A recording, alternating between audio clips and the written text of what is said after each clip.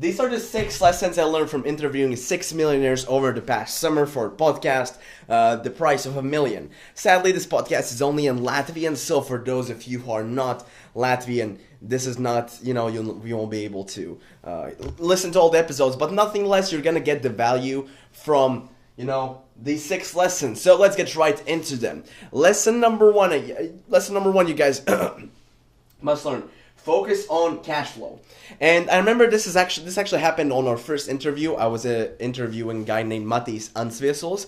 He owns one of the fastest growing fintech companies in Europe. And I remember when I was doing some research on him, to prepare the questions and whatnot, I stumbled upon his website. And on the website, I saw this quote: "Revenue is vanity, profit is sanity, cash flow is reality." Now, back at that time, I did not really know what cash flow was to the fullest extent, I was just thinking about, get more profit. I want more profit. More clients, more profit, more money in my pocket I can, spend. And if you're building a business, that's the worst thing. That's the worst angle to go about anything in business. Simply because...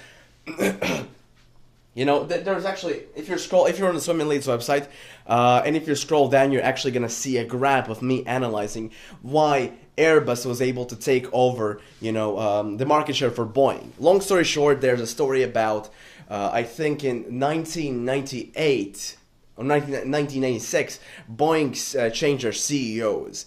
And the new CEO... Long story short, he was like a Harvard graduate, not actually Harvard graduate, like he had a PhD in engineering, etc., like a smart guy, right, by most standards. However, when it came to running the company, it was the worst run of all time. At the start of his run, Boeing owned 70% of the market share in airplanes, in commercial airplanes, and by the end of the run, they lost 30%. So they allowed Boeing to get 50% of the market share. So they're both getting around like 50% market share. And that's a huge drop, right?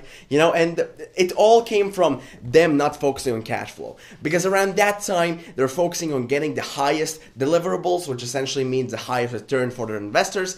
And that's what made them fall. Instead of them focusing on what they were focusing on, what made them successful, high quality aircrafts, they started cutting costs to get more profit. And that never ends well, because when you start to cut costs, the quality goes down. If the quality goes down, you get less, you get less sales, less happy clients, and that just leads to your downfall, slowly but surely. So focus on cash flow. When you get money in, think about, okay, where can I reinvest that in, right? When you get, like right now, before 30 minutes, I just hired a new employee who's going to be editing the videos, especially the videos for other social media accounts. And that's a super duper valuable asset I might have, because in today's era, it's all about digital real estate. How many people see you? How many clones of you are out there creating and producing videos? So focus on cash flow. Invest back into your business. Invest into ads. Invest into new human resources. That is huge, and that is hugely important for you to grow. The next one is create and focus on your 21. Now, this was actually by one of our most... this is a lesson I learned from one of our most recent guests we interviewed. And his name is Juris... Damn, I forgot his surname. My bad. I know his name is Juris, and he is one of the co-founders of Latban, which essentially is a Latvian Business Angel Association. Basically, there's a bunch of, angels are basically investors who invest into your business. And now this guy, after an interview, within the interview, he talked about a lot of interesting topics. Like, for example, how he was attacked by the mafia, how they threatened to kill him, and, the only way out would be for him to pay them money. But he didn't, and he's still alive. And he basically told me about your goals and how he thinks about things. And that's actually pretty fascinating, his decision making in his mind, because we played a game called the 21, and I think I'm actually going to make a video on it, because that's a whole nother topic. But essentially what 21 means is that you have your goal, and then you reverse engineer from that. You're streamlining all the actions, and then when you're doing something during the day, you're asking yourself this question: is this getting me closer to my goal or further away?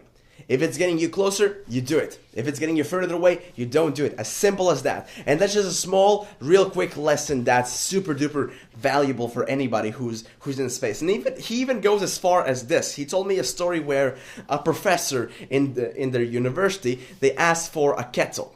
Right, and just to give you some context, around that time they're focusing on doubling the amount of students they have, so they could hit 1 million in revenue. So they were really focusing on that. They were researching and looking at the marketing platforms where they can invest in to get more students onto their business, because he essentially owns one of the colleges in Latvia.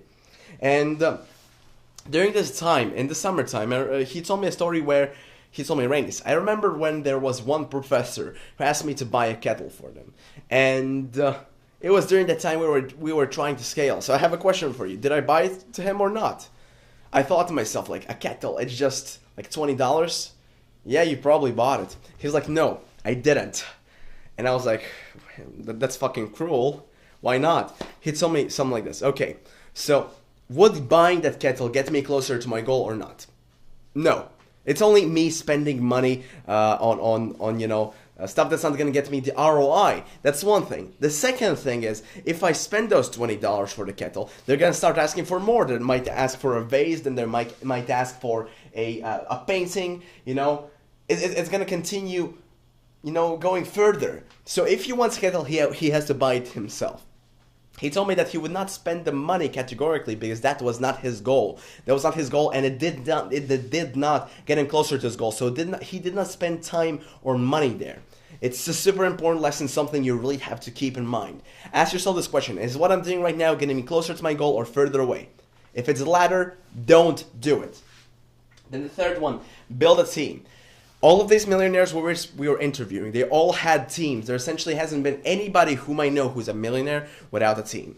It's because your time is scarce. Your time is limited.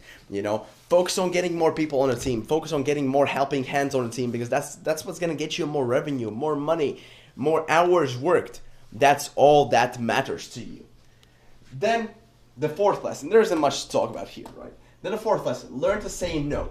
And this was what I learned from basically everybody who invited but who refused, because the thing is, when I start my own business, when I'm operating right now, a lot of times you get a lot of opportunities, you get a lot of doors which are being opened, and you're super hyped about them. Yeah, I'm gonna get into it, I'm gonna do this, do that, etc. But is that the right thing to do? Right? When you see an opportunity, for example, to hop in affiliate marketing, should you hop in? I'm trying SMMA. Oh, I see somebody doing affiliate marketing, somebody doing dropshipping. Let me hop into that. And then you're build 7 businesses, which combined give you $0 back, right? Again, this goes back to your create and focus in your 21. Super similar. Learn to say no. If it does not suit your goal, say no. Because then you're just going to be wasting time. Do not waste time and resources. If you don't need, in the case of these millionaires, if they don't need PR at that time, they said no. If they needed PR and they were happy to get some PR from these from these interviews, they said yes and they hopped on. It's as simple as that. Learn to say no. Then the next one, never-ending improvement. And I want to start out with a quote from Einstein. The more I learn, the more I realize I don't know.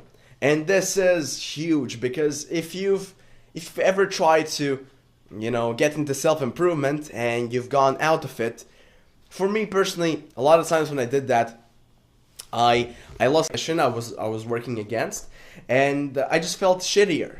Because it's all about never-ending improvement. It's all about continuously stepping out of your comfort zone and moving forward. I was actually in a speech by Old Spielands, and he talked about the importance of continuous improvement and being out the comfort zone. Because if you're out the comfort zone, you're improving. You're taking the next step forward. And you always have to be the underdog. You cannot be the first in your field. If you're, for example, first in your country, go global, or expand to another continent, or expand to another country. If you're first in your continent, go to another continent. Take the next step. Always be the second or third. Never be the first, because if you're the first, you start to become comfortable and you start taking big fat L's, right? So you have to continue to improve, continue to work, continue to learn, read more books, watch more videos, invest in more courses, whatever it might be, right? Continue to learn. That's just gonna make you more money, because the more you learn, the more you realize you don't know. And if you realize you don't know something, and if you realize you don't know much, that's good, because then you have room for improvement. And the more you learn, as in the quote, the more you realize you don't know. The same here, right? When I start learning more shit, I understand how little I know about everything.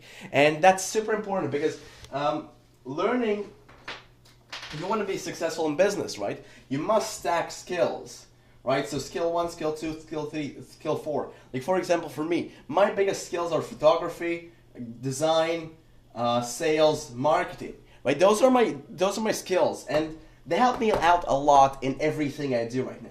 Right now I'm just focusing on sales and marketing. These are 2 things I'm focusing on. Right? Besides this, I do have accounting, I do have a bit of law, etc., etc. But I just focus on sales and marketing, right? I'm focusing on this place. And these skills which I have here, they add a lot of value to the main skills I'm focusing on. And, you know, it's super important for you to improve, because if you learn more stuff, you'll have a vision of everything. You have a better vision of everything than anybody else's. Like, you know, when somebody creates a video and they don't know why it looks shitty, or they create an advertisement, they don't know why it looks shitty, that's because they don't understand photography and design. I do, and that gives me an advantage. So learn more and new shit. It's gonna help you out tremendously. It's gonna make you more comfortable, make you wiser, and more importantly, it's gonna, you know, augment the amount of money somebody can pay for your hour, because you're smarter. Okay? So keep on improving 24/7. Then guard your reputation. This is huge. No matter what you're doing, no matter where you are, guard your reputation. Have a good reputation, because you don't know who somebody knows. Like, I'm speaking a lot about networking. Networking has positive and negative effects. The negative effect can be, if you have a large network and you fuck up, everybody's gonna know about it. Right? If you're not known by nobody, okay, you fuck up, not a big problem. But if you just know, if you have a high-end client and you fuck up for them, he's gonna tell about you shitty things to other people who he knows. And I have a story actually with this. There's this one, I'm not gonna name any names, but there was one web design guy. He promised a couple of people to create some websites. 2 of my friends actually, and he fucked them both over. For one of them, it was a website for his own agency, and for the other one, it was a website for his client. And the client paid them $2,000 to do it. And if the work would be good, he would bring him 3 more clients. And that's just something which sucks, right? It sucks for them, and it sucks for everybody. Everybody's a loser in that scenario, because the guy who was supposed to fulfill the work, he didn't. Therefore, he lost his reputation. And the guys who referred him over, they lost their reputation as well. And they're right now, you know, they're talking shit about that guy. Not they're talking shit, but they're not recommending him for any work, because he does not fulfill it. If you do not fulfill your work, you're a fucking cunt, first of all. Number 2, nobody's gonna work with you. Think long term. Work on your reputation. Create a stronger reputation and guard it with your will. Do not let somebody stain your reputation for no reason at all. And don't be the guy who goes out and purposely stains their reputation by not fulfilling the work, by not delivering results you promised. Always over fucking deliver. That's gonna get you a fucking amazing reputation. People are gonna love you. So hey guys, thank you so much for watching this video, and it's, you know, these 6 lessons. These are lessons I learned from interviewing 6 millionaires. Now, comment down below which one of these lessons was your favorite one and why. Okay, comment which one was your favorite one and why. I'm gonna learn this. I'm gonna reply to all of my comments. So yeah, thank you guys so much for watching, and see ya in the next episode. Peace.